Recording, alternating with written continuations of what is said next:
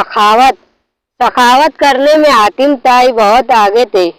एक आदमी ने हातिम ताई से पूछा, अरे हातिम, क्या सखावत में कोई तुझसे आगे बढ़ा है? हातिम ने जवाब दिया, हाँ, कबीले तय का एक यतीम बच्चा मुझसे ज्यादा सखी निकला, जिसका किस्सा कुछ यूं है कि दौरान सफर में रात गुजारने के लिए उनके घर गया। उसके पास 10 बकरियां थी। उसने एक जुबा की, इसका गोश्त तो तैयार किया और खाने के लिए मुझे पेश कर दिया। उसने खाने के लिए मुझे जो चीजें दी उनमें मगज और दिमाग भी था। मैंने उसे खाया तो मुझे पसंद आया। मैंने कहा, वाह क्या खूब जायका है।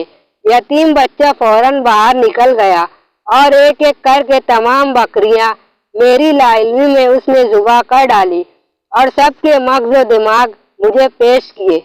जब मैं वहां से जाने लगा तो क्या देखा कि घर के इर्द गिर्द हर तरफ खून ही खून बिखरा पड़ा है।